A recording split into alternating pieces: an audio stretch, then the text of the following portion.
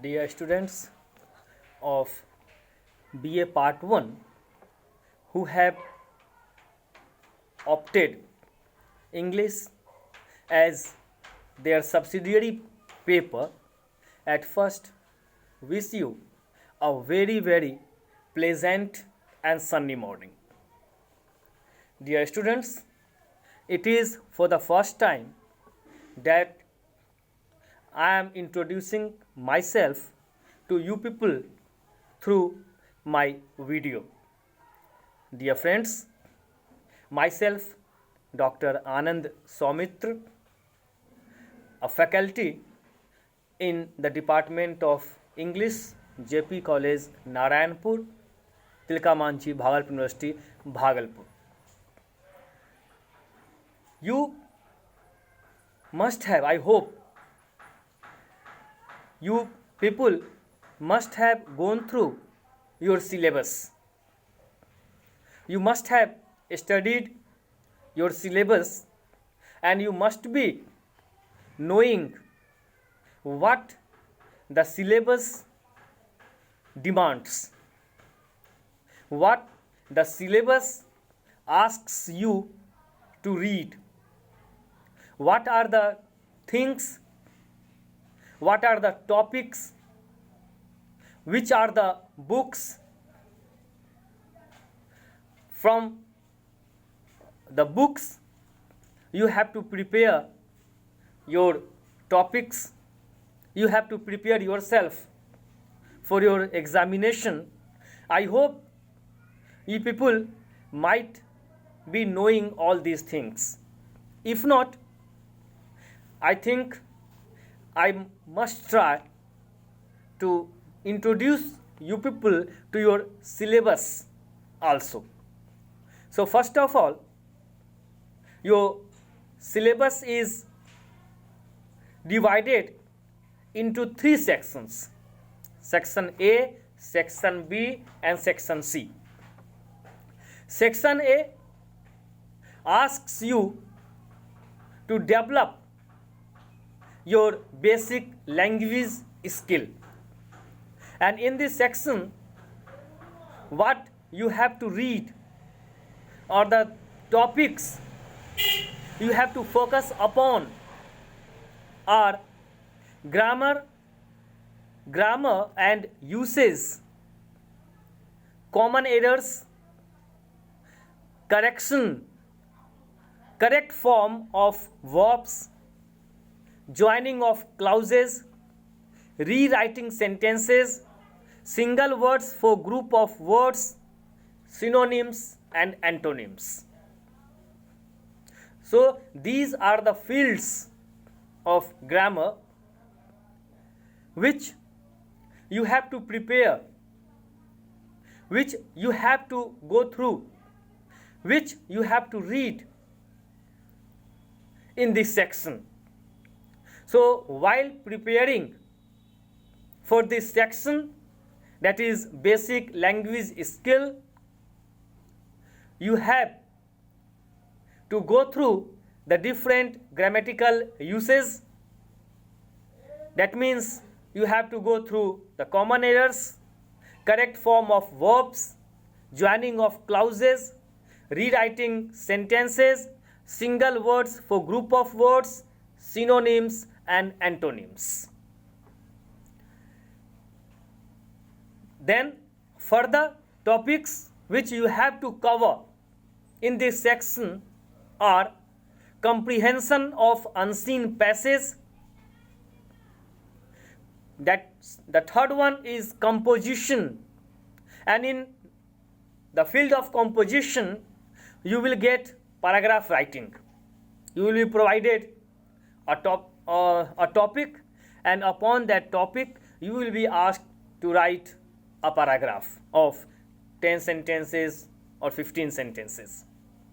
And in that very section, that is section A, where you have to develop your basic language skill, the fourth topic is precis writing or summary writing. Precis writing, you must be aware of the precis writing. there are two topics. Here, two terms are.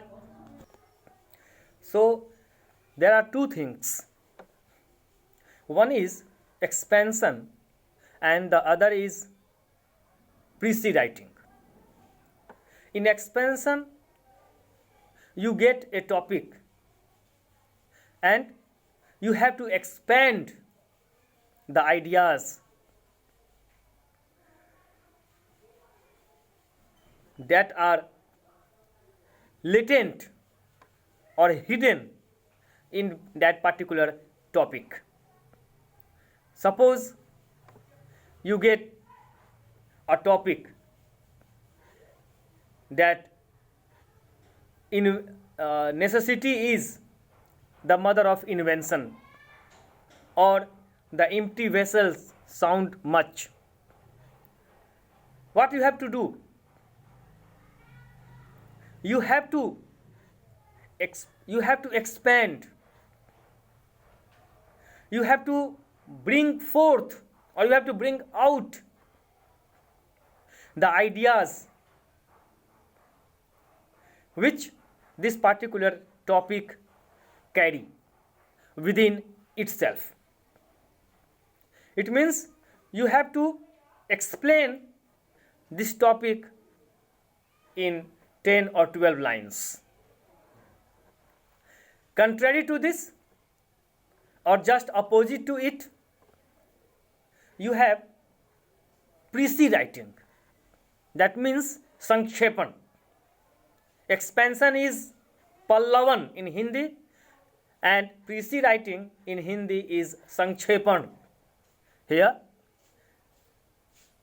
you will get a passage of 10 lines, and you have to make a précis of that particular passage. That means you have to select a title, a suitable title for that particular passage. You have to count the words used in that particular passage which have been provided to you, and you have to rewrite that particular passage in your own words in 1/3.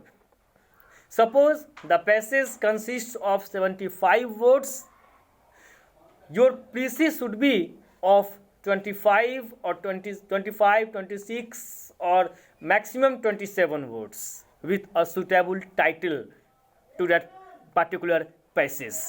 So these are in first sections. In the first section, you have to prepare yourself in these particular areas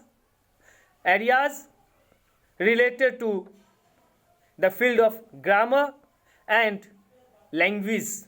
Here you have to develop your basic language skill. You have to focus upon grammar and its usage. You have to focus upon common errors, correct form of verb, joining of clauses, rewriting sentences, single words for group of words, synonyms and antonyms. You have to comprehend. There will be a passage. That passage will be unseen one. Unseen one means you might not have seen that particular passage before. That is the unseen passage. Then the section B, that is second section. In second section,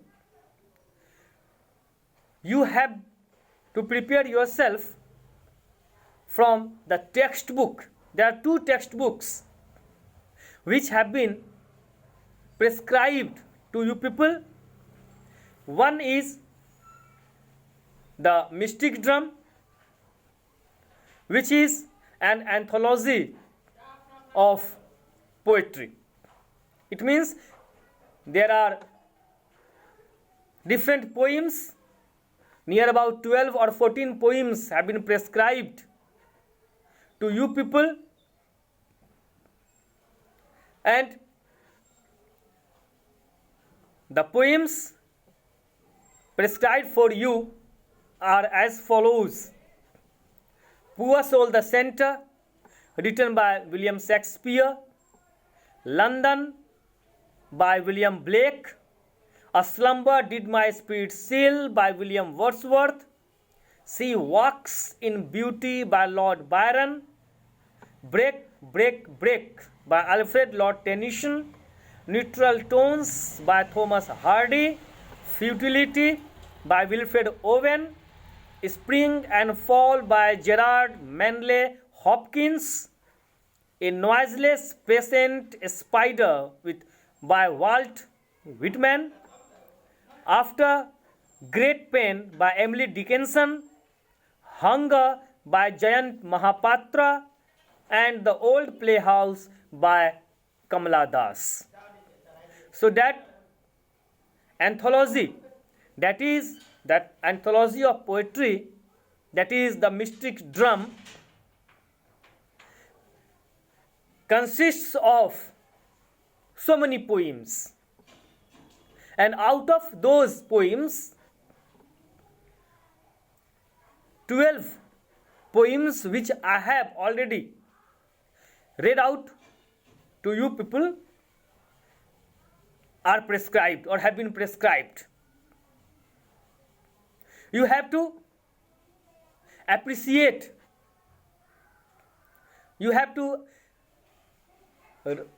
provide, or you have to deal with a critical appreciation related to one of the poems. There will be 4 or 5 poems in your question paper, and out of those 4 or 5 poems, you have to choose one, and you have to critically explain that particular poem which you have chosen for yourself. The second anthology is an anthology of prose, and this anthology is exploration of ideas. Exploration of ideas and anthology of prose. And this anthology consists of so many prose pieces, and out of these prose pieces, the prose pieces which you have to read, which you have to go through, or which you have to prepare for your examination are India, Our Motherland, written by Swami Vivekanand; Face to Face with Ahimsa by Mohandas Karamchand Gandhi; The Spirit of Freedom, written by Rabindranath Tagore; Unity Amidst Diversity, written by Dr. Rajendra Prasad; Women's Role in the National Movement, written by Subhash Chandra Bose; The Annihilation of Caste, written by B.R. Ambedkar;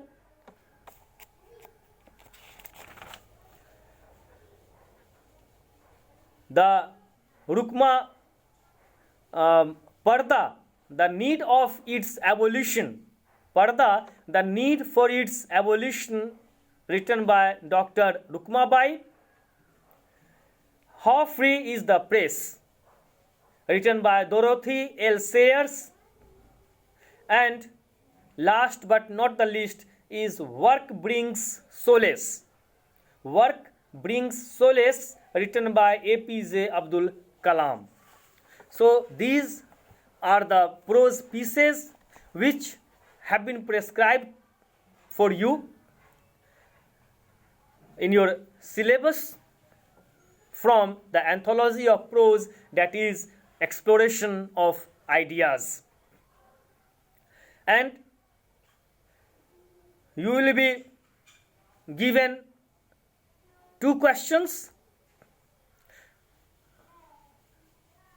and out of those 2, that means there will be 1 question with 1 alternative, that is, and out of those 2 you have to select 1 and you have to answer. The questions will be like critically appreciate that a particular essay, or bring out the main ideas of that so and so essay, bring out the main ideas, bring out the central ideas of Swami Vivekananda's India, our motherland, and likewise.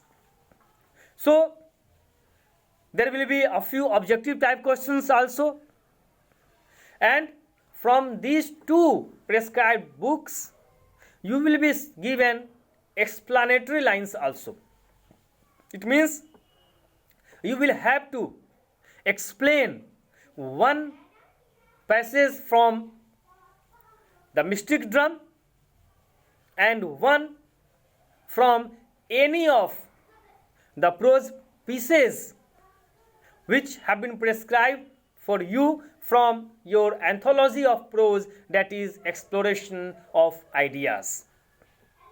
So in a nutshell, I have tried to introduce you people to your syllabus, and you have to prepare yourself keeping this syllabus in your view.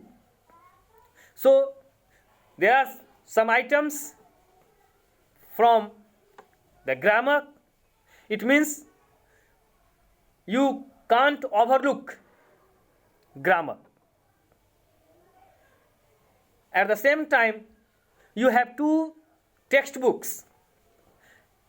In one textbook, as I have told you, one textbook consists of so many poems, and out of those poems you have to prepare 12. It means you have to study, you have to go through 12 poems. 12 poems have been prescribed for you people, for your perusal, for your understanding, for your reading.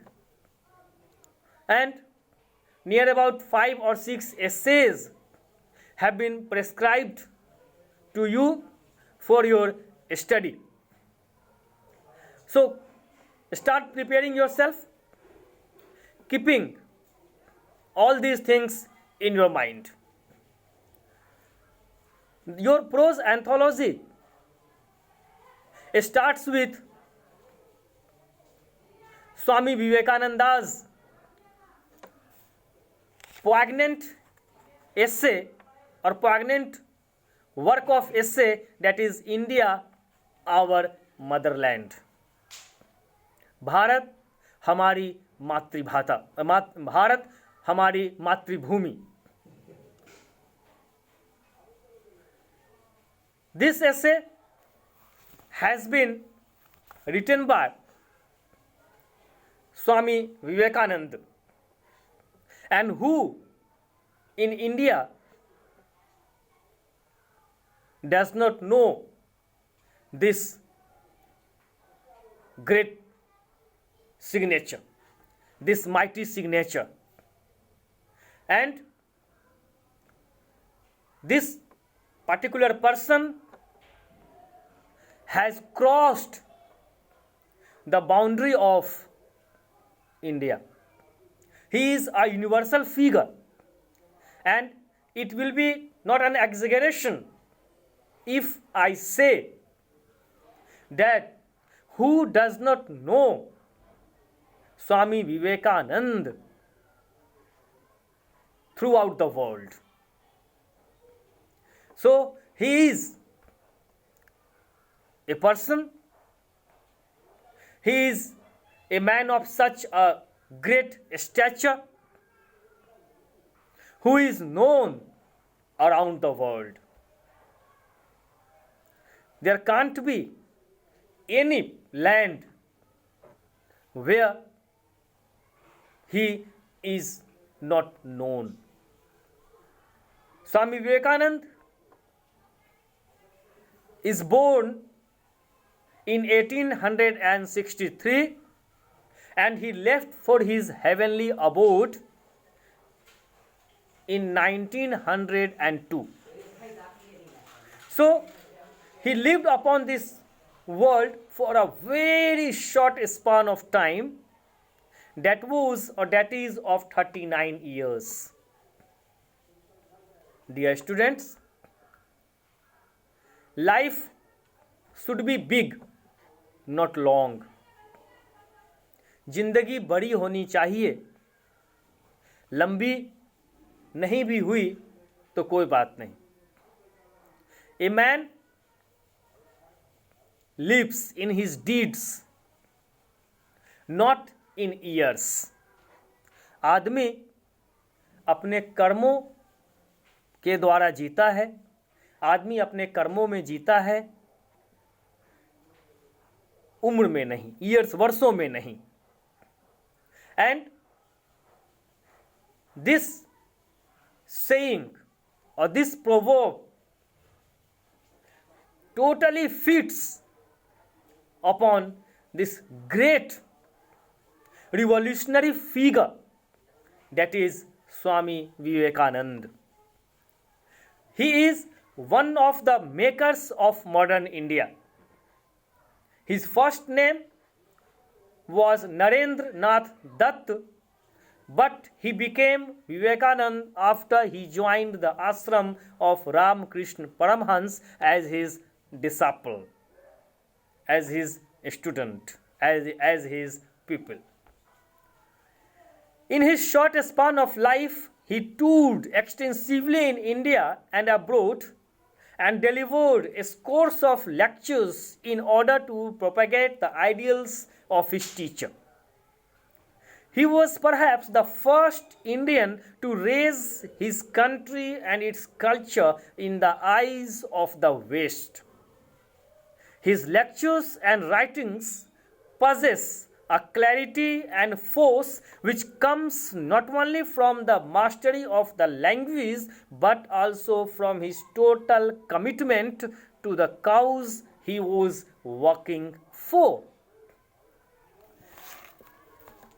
Swami Vivekananda is a seventh saint. He was a leading spokesman of modern India.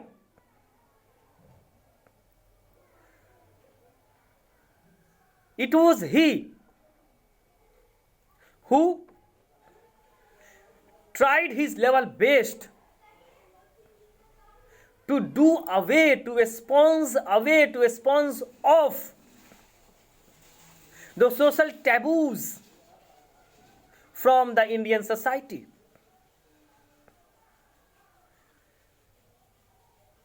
In 1881,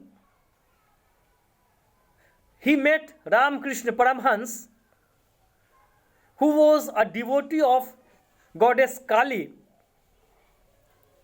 a man uneducated in the formal sense but wise in spiritual experience. So, Swami Ramakrishna Paramhans was not an educated person. He was uneducated. He had no formal education, you can say.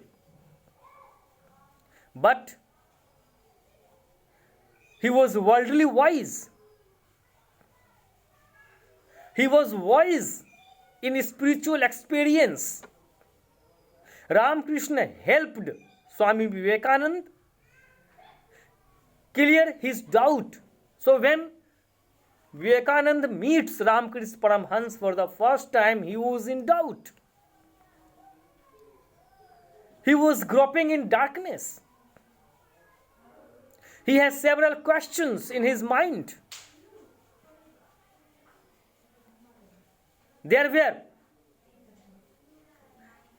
the questions, scores of questions, stinging like a scorpion in the mind of Swami Vivekananda when he meets Ramakrishna Paramhans. And he meets Ramakrishna Paramhans not as Vivekananda but as Narendranath Dutt. And what were the doubts?